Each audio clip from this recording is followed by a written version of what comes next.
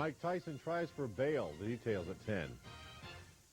Good evening, I'm Hugh Downs. And I'm Barbara Walters, and this is 2020.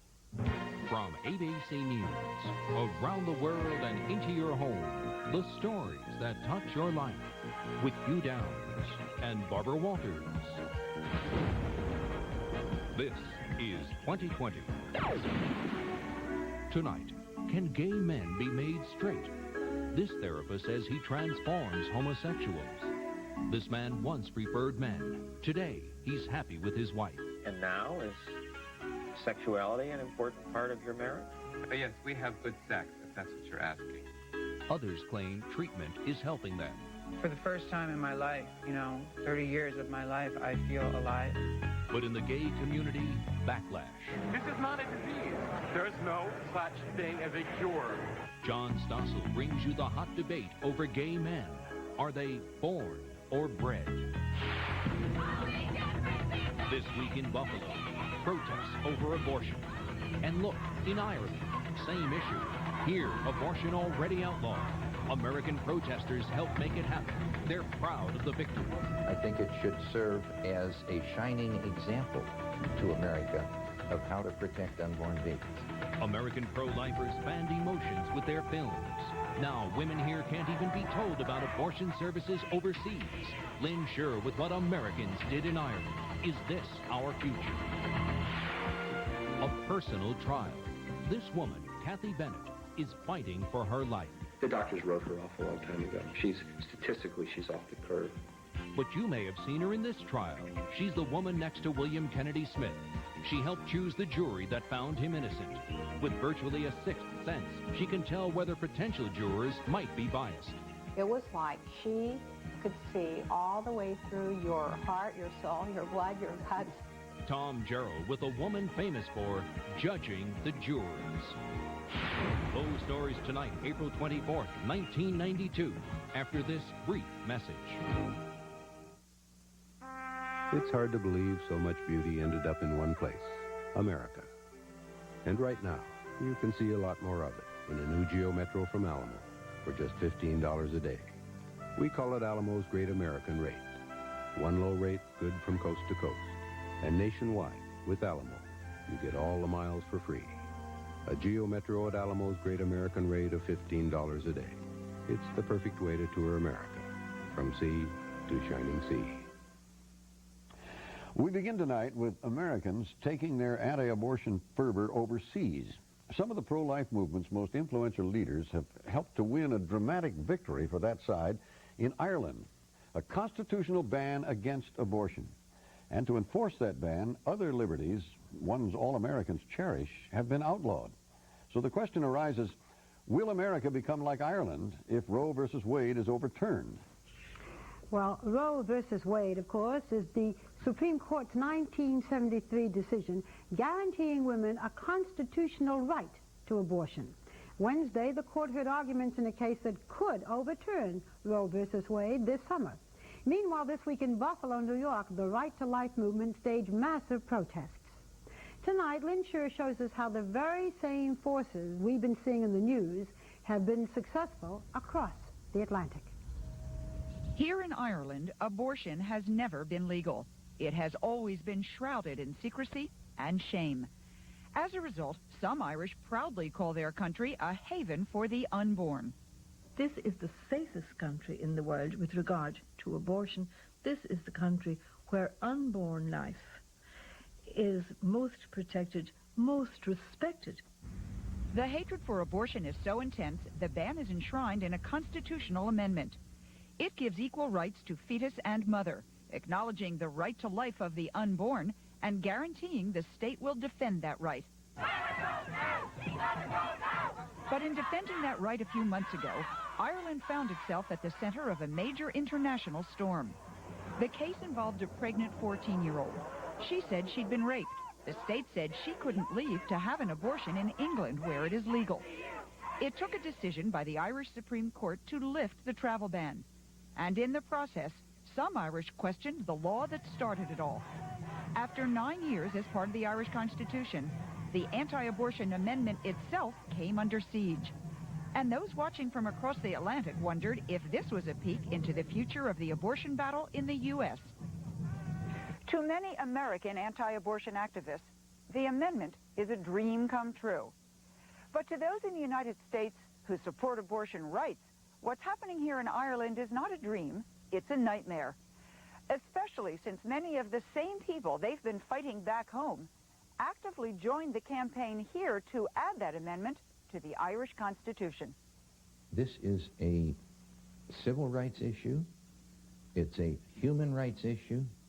It's a moral issue.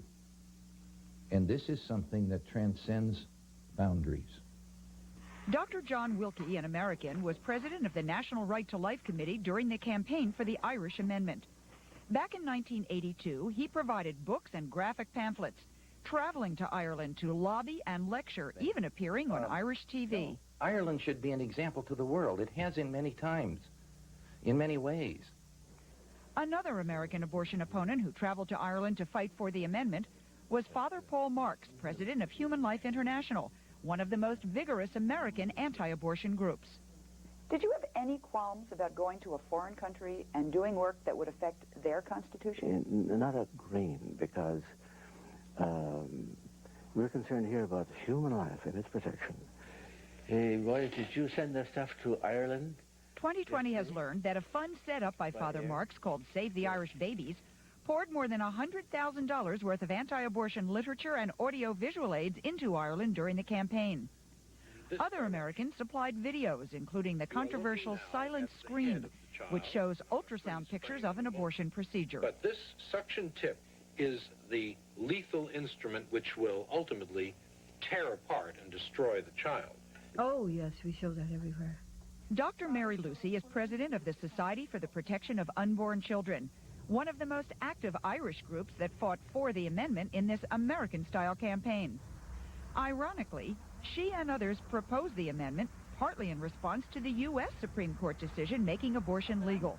They were afraid it might happen in Ireland, too. So Dr. Lucy welcomed the American know-how. I thought they were most helpful. After all, it was a new field for us. One of the most important meetings involving Americans took place at this convent on the outskirts of Dublin. Here in March of 1982, two prominent U.S. anti-abortion leaders, including Father Marks, ran a weekend seminar for 60 Irish participants on campaign strategy.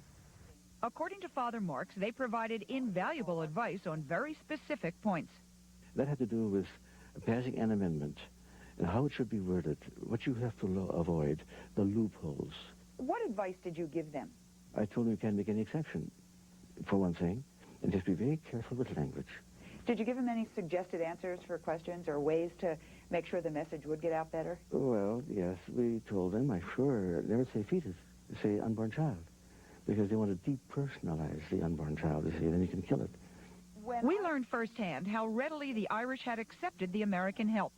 Listen to Dr. Lucy's answer when I asked about the meaning of the amendment. What we're really talking about is completely equal rights for the fertilized egg and the mother. You call it the fertilized egg, and I call it a new human person. Other American contributions to the campaign included posters, some with slogans like, "The womb has literally become a death chamber for babies." But even in this country that is 95% Catholic, passage was not guaranteed. The campaign was bitter and divisive. Ruth Riddick, an abortion rights supporter, fought to defeat the amendment. Do you resent the fact that the Americans were involved? Yes, I am angry that to have been subjected to such vitriol.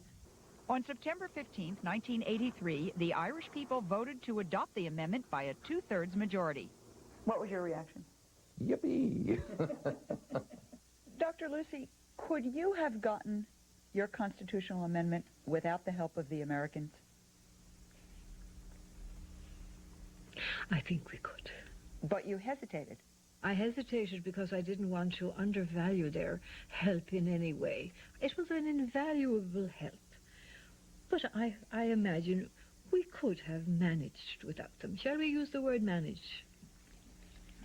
Frances Kissling is president of Catholics for Free Choice, an abortion rights organization in the United States.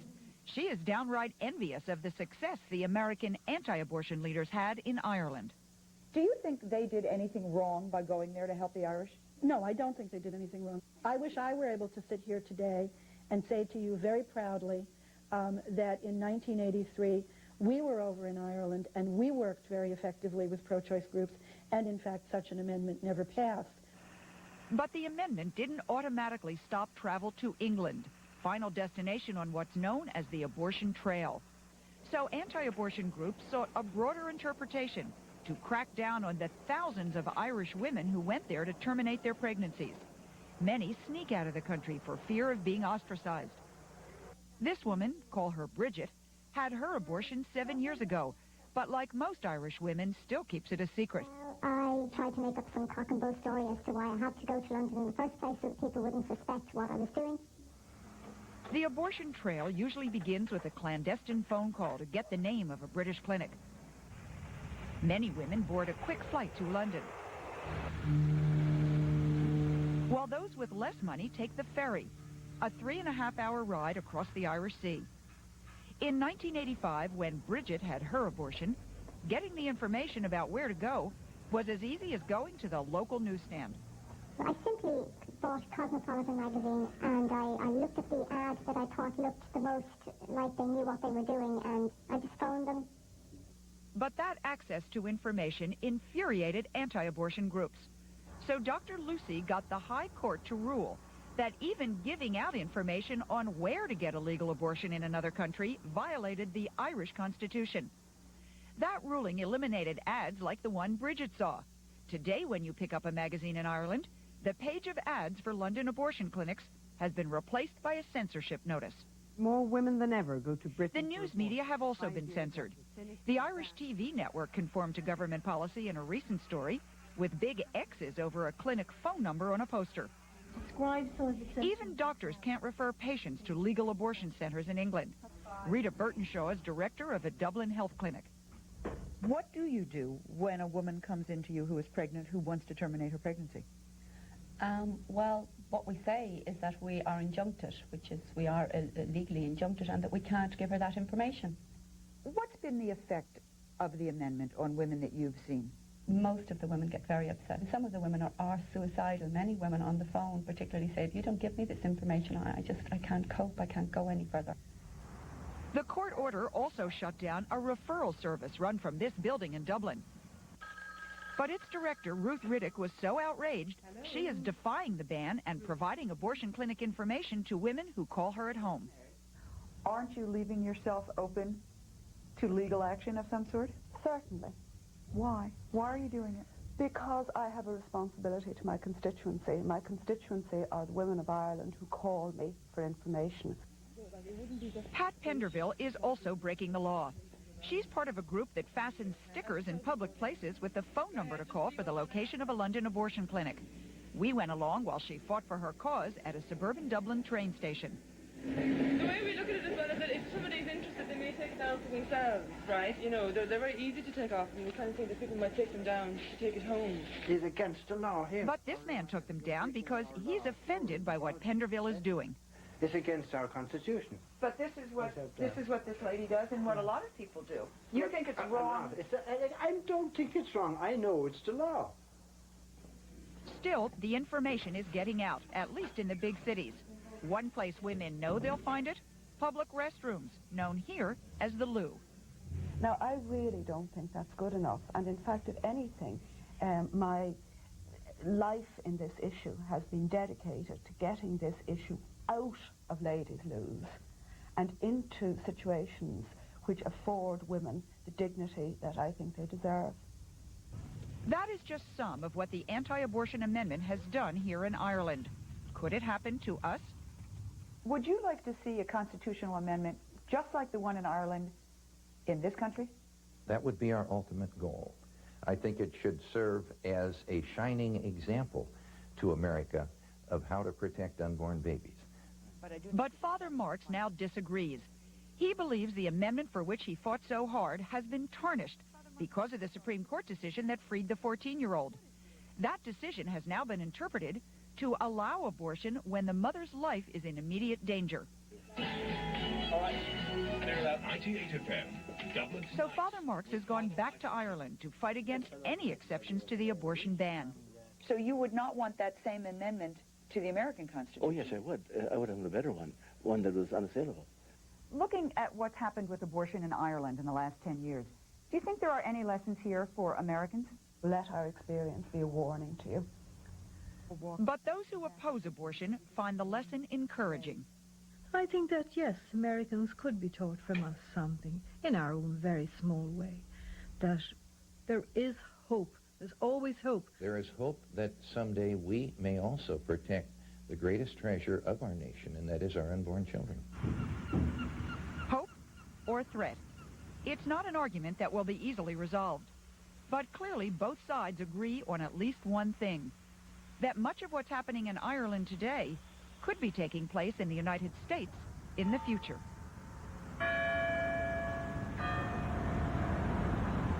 So, Lynn, what is happening in Ireland today? Well, they're back in their turmoil all over again.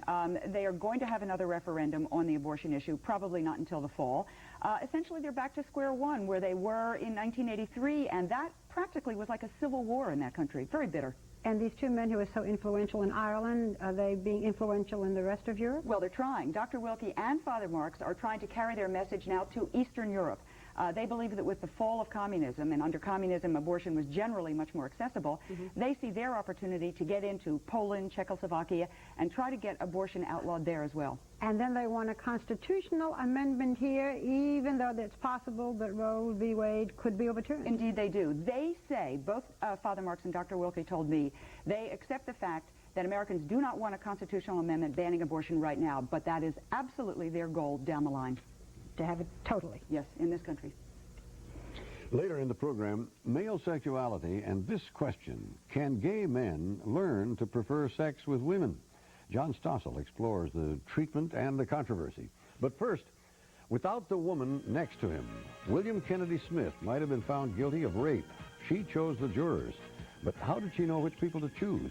Tom Jarrell reports right after this.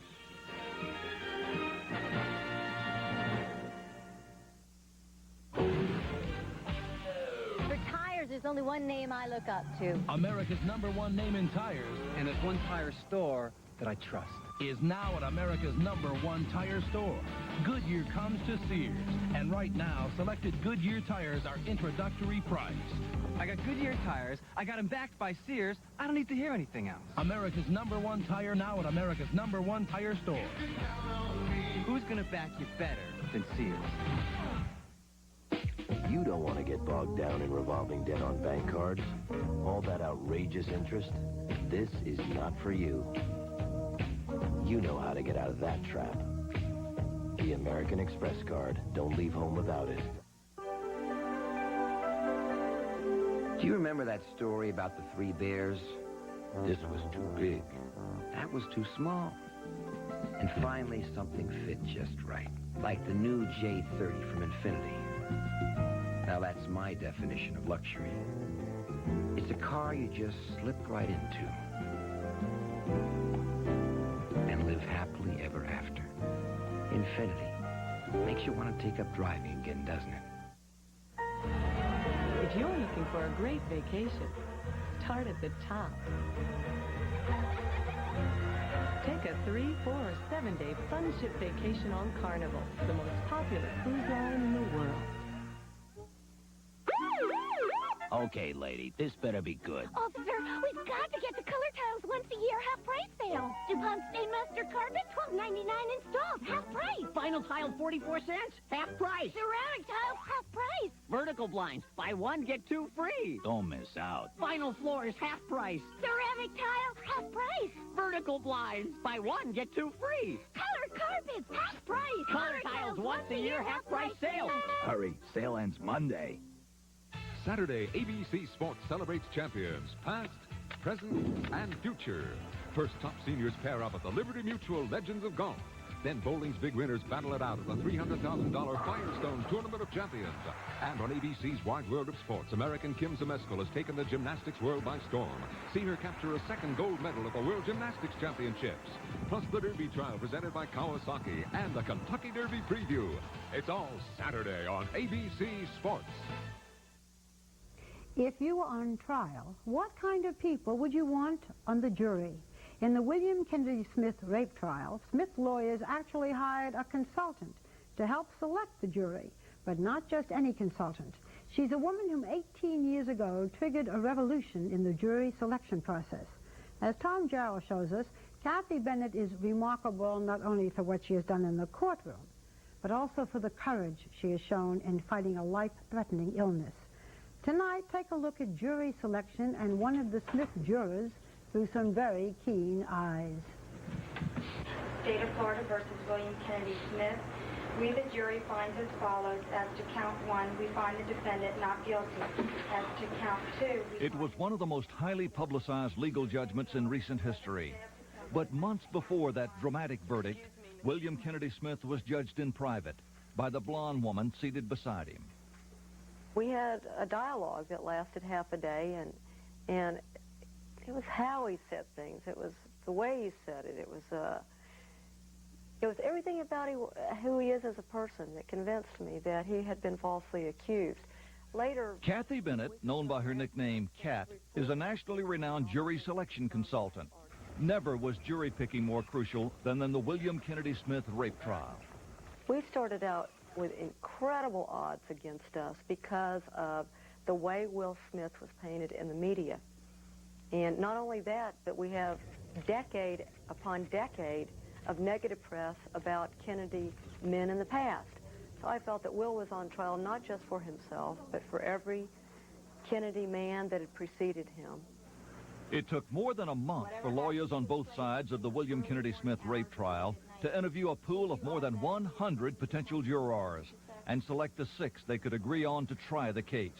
When prospective jurors report to the courthouse, some arrive with hidden personal prejudices. So before testimony is heard in the courtroom, opposing lawyers are given the opportunity to interview a large number of potential jurors. The point of jury selection is to eliminate or to strike those they feel may be most biased against their case. In the Smith trial, prosecutor Maura Lash had no jury selection consultant by her side. But Smith's attorney, Roy Black, had the assistance of a steady stream of hand-scribbled notes passed to him from Cat Bennett. Though Cat Bennett never said a word, prospective jurors were keenly aware of her presence. When that woman looked in your eyes, it was like she could see all the way through your heart, your soul, your blood, your guts, all the way through you. I want intelligent jurors, and I don't mean necessarily book learning or PhDs or masters or BAs. I'm talking about people that have some real life experience and who will vote their own conscience. That's what we're looking for, independent thinkers. Cat Bennett's skill at digging out independent thinkers has resulted in a stunning record of favorable jury verdicts in the more than 750 cases she's worked on. Among those who have followed her extraordinary career is defense attorney John Ackerman. Nobody picks juries in America today the way they did 20 years ago. Because of her. Wasn't because of anybody else. Cat Bennett began developing her unique method of jury selection 18 years ago after graduating college with a degree in psychology. One of her first jobs was teaching client interviewing skills to legal aid lawyers. They realized those same skills could be useful in selecting jurors. So they recommended her to a colleague who was in South Dakota defending American Indian activist Russell Means on a murder charge. For Cat, a new career was born. Though there was little evidence in the case against Russell Means, there was so much local prejudice against the American Indian movement that 90% of the community was ready to judge Means guilty.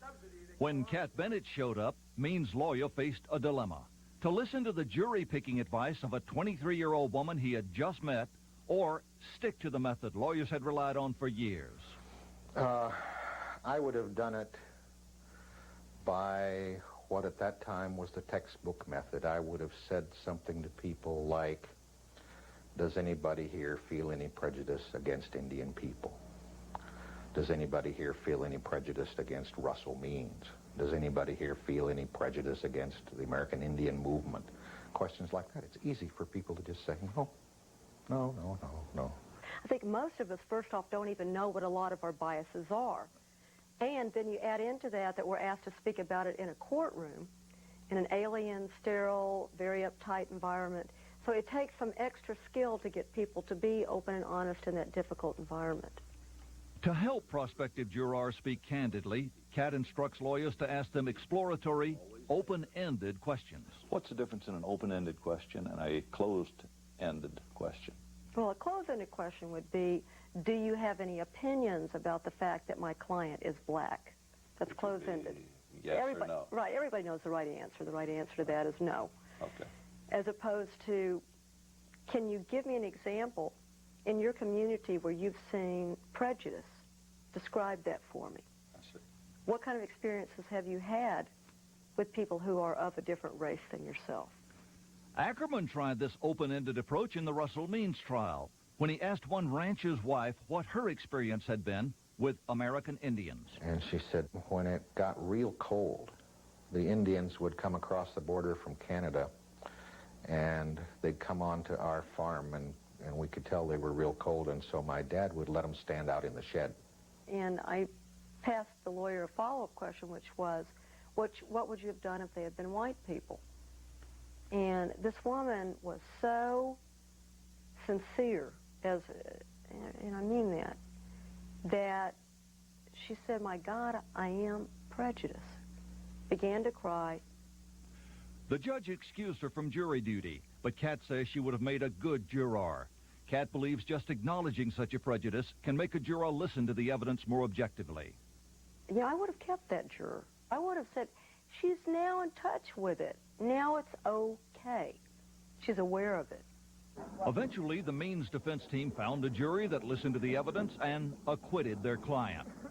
Word spread of Cat's success at jury selection, and she was called upon in major trials.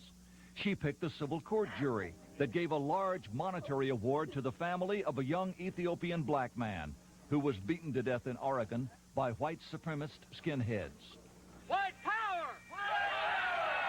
She also chose the jury that decided against members of the Ku Klux Klan in the lynching of an innocent black man they had snatched at random off a Mobile, Alabama street. In many of these racial hatred cases, Cat teamed with civil rights lawyer Morris Dees. She's worked on numerous cases that we've done and in fact, never charged a penny on a single case she's ever done for us because she has this enormous sense of what's right and what's fair. Cat and her husband and partner, attorney Robert Hirschhorn, live and work in Galveston, Texas. Their office is a mecca for lawyers who want to learn from them. Cat and Robert stress the importance of open-ended questions. And they also teach in law seminars a second rule of jury selection. They say lawyers need to be less arrogant, show respect to prospective jurors, and above all, don't lecture to them. It's easy to get into a lecture mode to tell them what to feel, tell them what to believe, and try to spoon-feed them, patronize them, talk down to them, lecture at them. Juror number 37, when somebody steals a woman's purse, does anybody ever say she should have fought him? She should have gotten her arm broken. She should have had her nails ripped off and not given him that purse. In the William Kennedy Smith rape trial, prosecutor Maura Lash used the old approach in jury selection, lecturing prospective jurors and drilling them with questions that yielded yes and no answers, but provided little insight into the jurors' minds. Roy Black took Cat Bennett's advice, talking gently to jurors and asking questions that would bring out their values and honest feelings. When Leah Hallow was considered for the jury, most courtroom observers felt she'd be immediately rejected by the defense team. After all, Leah was a young, self-made executive of a cosmetics company that catered to women. She might have been just the sort of person who would sympathize with an alleged rape victim. But Cat Bennett saw something in Leah Hallow that made her believe she'd make the best kind of juror, an independent thinker. One of the things that was clear about Leah during the jury selection is that she was a take-charge person. And I felt that she was someone that was not going to be pushed around by anyone. During jury selection, Cat passed Roy Black a note with a key question for Leah. Roy Black looked me right in the eye and said, if you go in to the jury room and it's 5-1, and you believe this man is innocent, do you have the courage, or what will you do? That was the question. What would you do? That question to you was very crucial, though. Very. And you know, by the time you go through that sort of intense questioning, you get to know probably as much and more about yourself than they ever did, because I found that I had the courage to vote my conviction, right or wrong, and take what went with it. Cat believes that such good questions can persuade jurors to follow their own conscience right through to the very end. I knew that if they analyzed these facts and didn't worry about what society thought about them, that they were going to bring back a not guilty, which was the appropriate verdict in this case. All right, come forward, please. The acquittal came after just 77 minutes of jury deliberation, which was seen by many as testimony to Cat Bennett's method of jury selection. The trial was also testimony to her remarkable personal courage.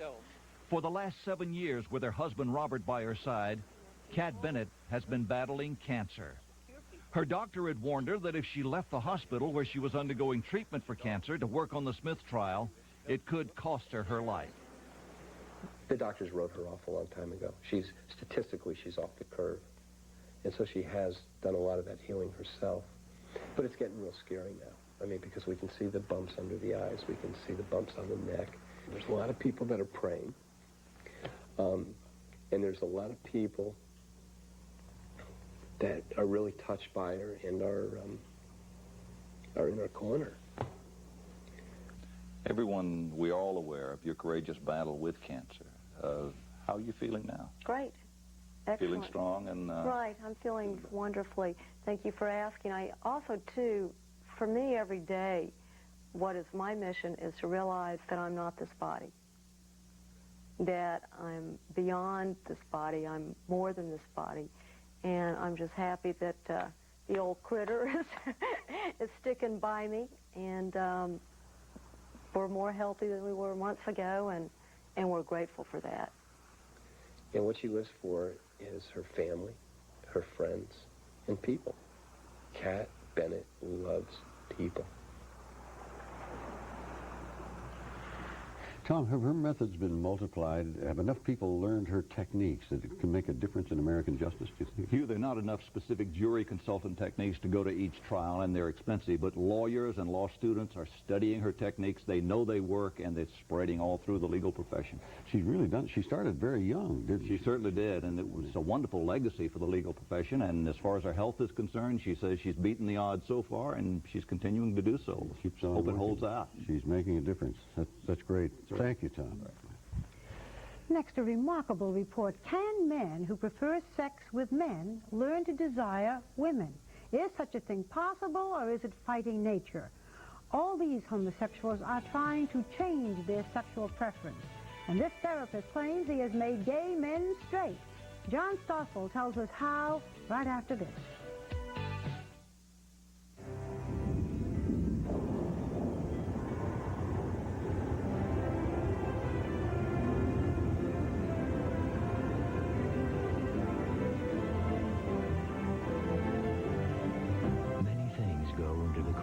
Of a new car, yet rarely do they come together so beautifully. Presenting the all-new 1992 Toyota Camry. We just couldn't leave well enough alone. Most eye doctors agree dry, irritated eyes should be treated, and doctors agree dry, irritated eyes can be effectively treated with soothing, cooling Visine Extra. Visine gets the red out.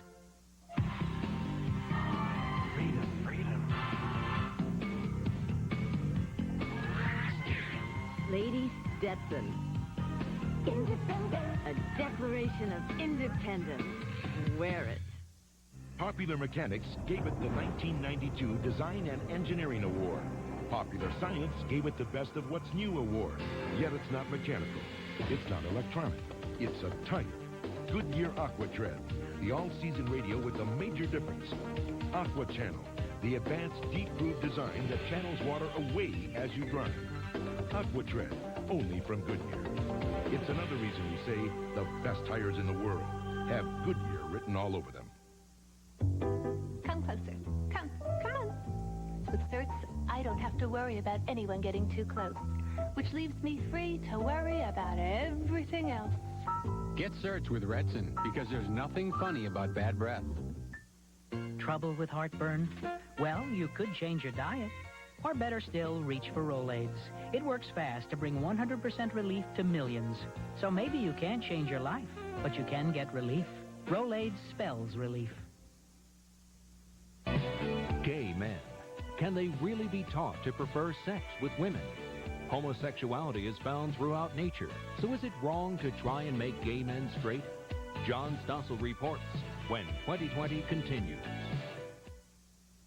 Saturday, say farewell to 3 of your favorite shows. Find out if Tony and Angela are splitting up for good. It's over? I'm sorry.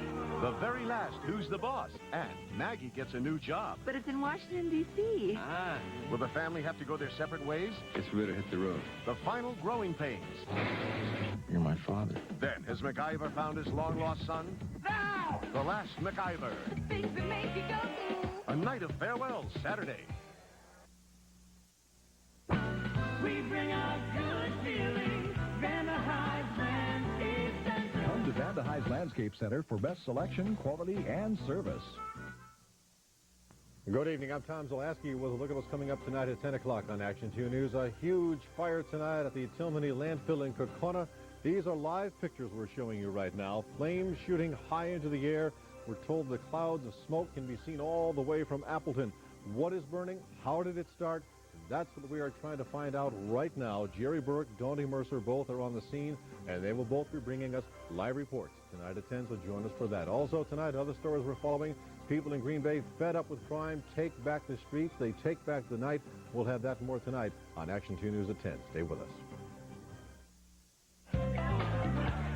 Your house looks so nice. Where'd you get all this neat stuff? Great food, guys. Where did you get it? You always find something so unique. Oh, no. Hello, Spiffy Maids? The Ameritex Pages Plus Yellow Pages. How you get things done. Fight Back, Saturday at 5 o'clock on TV2. Can you take a gay man and make him straight? Can you actually change homosexual men so that they prefer sex with women over sex with men? And if such things are possible, are they necessarily desirable? After all, who's to say that any person's sexual identity needs correcting? Tonight, John Stossel has a report that you can be sure will have people talking. Are male homosexuals born, or is their desire for men something learned along the way, something that can be changed if you hit the right switch? You've known you liked men since you were very young? About 5 years old. This man, disguised here with makeup, says his sexual feelings never bothered him until he turned 13 and learned what they meant. All of a sudden I found out about sex, and it just, that was it. It's like sex, desire for men, you're a homosexual. How did you feel about that? It was devastating. I didn't see homosexuality as a natural way of acting. This man, too, just couldn't accept it. It wasn't natural. Why are you in disguise? Why am I disguised? Because no one knows that I was ever homosexual and I ever acted out homosexual. He and all these men hate being gay. They want to change, to go straight, you might put it. And their psychologist, Dr. Joseph Nicolosi, says he can help them go straight. He wrote a book called Reparative Therapy, in which he argues that he can help men give up the homosexual life. You diminish their wish to be sexual with men. Do they get more interested in women? Some do. Some do. I feel, for the first time in my life, 30 years of my life, I feel alive. I feel like I'm a man. I feel like I'm a boy. I feel like I'm a guy. Everything says you're a homosexual and always you will be a homosexual. I came to realize through Dr. Nicolosi that it was a learned thing. Many psychotherapists are skeptical of Nicolosi's claims, but he is a legitimate therapist, trained at the California School of Professional Psychology. And he's not alone. There are hundreds of psychoanalysts who believe in this kind of therapy. Do you think homosexuality is wrong? I don't think it's preferable. I personally, for myself, I cannot see it as equally valid, equally of equal value to heterosexuality. All his patients wanted their identities concealed because they hoped to pass as straight. Some have even gotten married. Your wife never knew? My wife never knew. He got divorced and tried coming out. He went to gay clubs around Los Angeles, but says he hated the scene. It's very demeaning to look for sex in gay bars and gay bathhouses. You feel very badly. You feel like dirt. You feel shame. The pain that I couldn't deal with was that it was an empty lifestyle. I never, no matter who I went out with, received the fulfillment that I needed. Do you want to get married? I'd love to. I think that's great. Why not marry a man? I don't think getting married to a man is right. A man was made to be with a woman and to raise a family. That's how sex works, you know? I began to notice the trend that these homosexual men had difficulties with their fathers. An alienation from the father created what I call male gender deficit, which is to say that the male homosexual does not feel solid in his own sense of his own masculinity.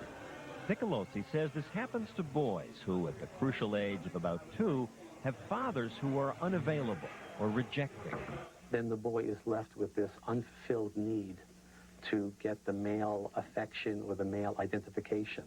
So what do you do about it? Well, the course of treatment then is to bring these men in an intimate relationship with each other in a non-sexual way, to repair the lack of connectedness that they did not get from their father.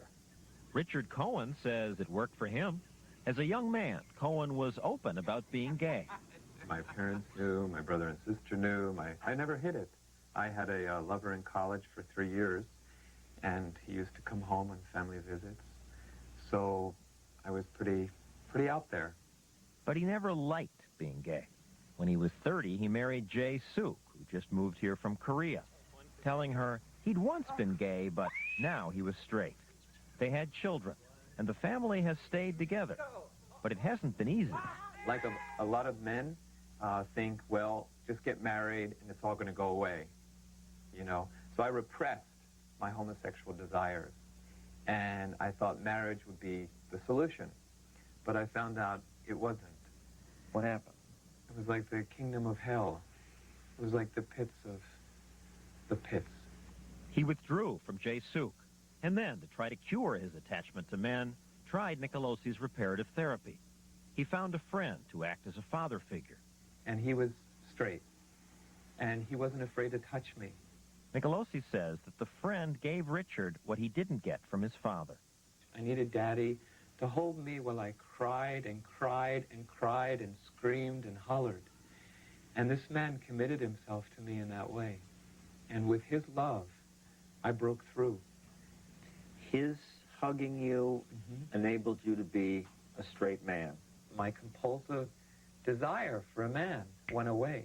Jae Suk, is he a husband? Yes. What did you think when he was turning away from you, saying, I need a man? It was, as he said, it was such a hell. And I cried a lot. And now, is sexuality an important part of your marriage? We're having a child soon, our third. Well, most anybody can have children. That Right. doesn't mean much. But yes, we have good sex, if that's what you're asking. You're interested in... Yes, having sex with my wife, and not with a man. He's delighted with the change, so who could argue with this? Well, most anyone you talk to at this gay bar in New York City. Tell people here about Nicolosi's theories, and the reaction is anger. I'm here to say I never had a suffocating mother, never had a suffocating father. I have a suffocating society. I have suffocating religion. I'm not ashamed of who I am. And anybody that keeps trying to change me is just going to come up a brick wall. Can they also change you from straight to homosexual? Yeah. If your therapist can do that, then the reverse would be true, but I don't think they can do that. Right. Presumably fewer people would want that. It's easier to be straight in America. Easier for who? Unfortunately, you're right, but it's sad. For years, psychologists have been trying to cure homosexuals. Some would show them pictures of naked men and then give them electric shocks. Earlier this century, castration was considered a viable therapy. Today, the official position of the American Psychiatric Association is that there's no need for a cure because homosexuality is not a disease. It's simply a way a minority of people express their sexuality. Dr. Richard Isay, who chairs the APA's Committee on Gay Issues, says the correct role for a psychiatrist is to help a gay man become a happy gay man. Help him accept it. Just say you are gay. Not only accept it, but to express it. But this is what Nicolosi's patients say they want. They don't want to be gay. And they say he's helping them. I pick up the pieces of these patients who have been to Dr. Nicolosi or others like Dr. Nicolosi, and it can be tragic. These men come back to me, whether it be in 6 months or 1 year or 2 years, anxious, depressed, feeling separate from other people, feeling they have no passion left in their life, and in some circumstances, particularly when they have been compliant enough to get married and to have children, acutely suicidal. Far better, says Isay, is to do what his patient Chuck Davis did. Make the most of life as you are. Chuck and his friend Buddy Dickman have been living together as if they were married for 7 years. Well, we met in the elevator. I'm going up to the party. And got together a week later for a date. So it was all very old-fashioned. Chuck is a psychiatrist who works with people who have AIDS.